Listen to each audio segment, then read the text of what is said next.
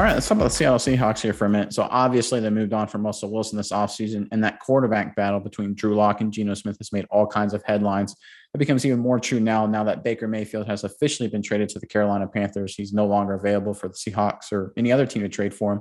And I know you've got an update on that situation, and you and I have some thoughts on that. Before we get into that, Mize, Seahawks fans, comment below. Are you happy with the Seahawks' current quarterback situation with Drew Lock or Geno Smith, or would you prefer them get a guy like Baker Mayfield or maybe a different veteran? Comment below and let us know what you think. But Miles, what do you have? What's the latest out of Seattle? Yeah, Nick, I think Seattle's quarterback situation has been very tumultuous. Obviously, getting Drew Lock from the trade for Russell Wilson, pairing him with Geno Smith, and obviously Jacob Eason is there, but he's not really an option, so to speak.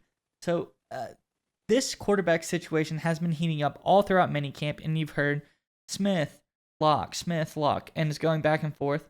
But I have something that I want to talk about. And if we look a little bit deeper into Geno Smith, some people might say, oh, give him a chance. You know, he could be different. But we did give him a chance, and that was last year. Smith started 3 games for Seattle last year. And in those 3 games, he went 1-2. And in the one game they won, it was a 13-10 victory over New Orleans. Half of Smith's passing yards came off of one throw. So it wasn't even like a tour de force by Geno Smith. He was barely passable as a quarterback in that game. So I think that you kind of know what you have with Geno Smith already. You know, it's going to be a struggle offensively. And that's to say the least. With Drew Lock, you don't really know what you have. You could have the same guy that was in Denver, but, you know, new team, new me, you could have another guy. And Locke hasn't been around the league as long as Smith to solidify. He really hasn't had as many chances to be a starter. He could be a little bit different than Geno Smith. And, I mean, what do you think about this, Nick? Would you agree? Well, yeah, especially since the Seahawks offensive coordinator, Shane Waldron, he comes from that, Sean McVay Rams offense and those schemes. And we've seen quarterbacks go into that Rams offense, and play much better than they do if they were away from that Rams offense. Jared Goff was a great example, obviously extremely productive with McVay, had some challenges with the Detroit Lions this past season. So you look at a guy like Locke, who had his struggles in Denver. Granted, he does have all the physical tools and the high upside, like you said, but he did have his struggles. But there is the belief that he goes to Waldron and running that similar kind of offense that McVay did, that he can take those big steps. You talked about Smith last year. Waldron was the offensive coordinator last year as well. So he's already seen what Geno Smith can do in that offense he likes to run. And it's not exactly how they would like to perform. You brought up their performance against the Saints defense and just their general offensive performance last year. That's not how they want to operate. So I really think that they like Drew Lock here because they see his potential and his upside. But I really kind of look at what the Seahawks are trying to do here is really get clarity going into next season.